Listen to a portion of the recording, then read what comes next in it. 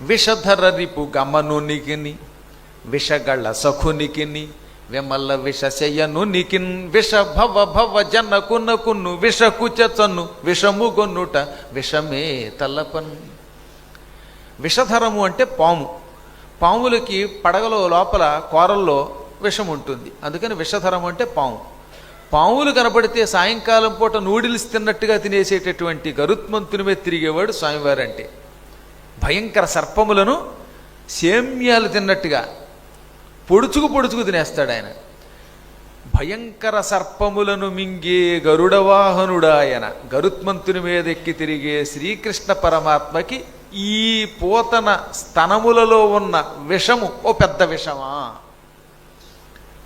విషగళ సఖునికిని పాలసముద్రం చిలికినప్పుడు అందులోంచి విషం పుట్టింది. ఆ విషాన్ని శివుడు కంఠంలో పెట్టుకున్నాడు. అప్పటి నుంచి గరళ కంఠుడు ఆయన. విషము కంఠమునందు పెట్టుకున్న శివునికి మిత్రుడు. అలాంటి శివమిత్రునికి ఈ విషం ఒక లెక్క. కాలకోట విషమే కంఠంలో పెట్టుకున్న శివుడికి పక్కన కూర్చుని ఎప్పటికప్పుడు సాయం చేసే స్వామి కదా, అటువంటి వాడికి ఈ విషం ఒక లెక్క.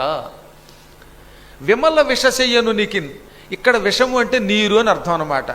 విషములో పడుకునేవాడికి, అంటే ఎప్పుడు నీళ్లలోనే పడుకుంటాడు, పాల సముద్రంలో పడుకుంటాడు. ఆ పాల సముద్రంలోంచి పుట్టింది బోడి విషం.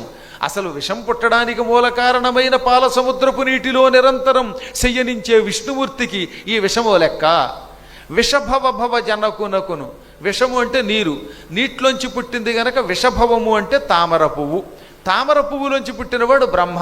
విష భవ భవ అంటే తామర పువ్వులోంచి పుట్టిన బ్రహ్మగారు. ఆయనకి జనకుడు తండ్రి, బ్రహ్మంతటి వాడికి తండ్రి, సృష్టికర్తకే కర్త.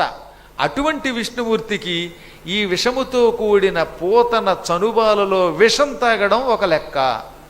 అందుకని చివర్న విషకుచ చను విషముగొనుట విషమే తలపన్. విషంతో కూడిన చన్నుబాలల్లోని విషం తాగడం ఒక విషయమా? అందుకే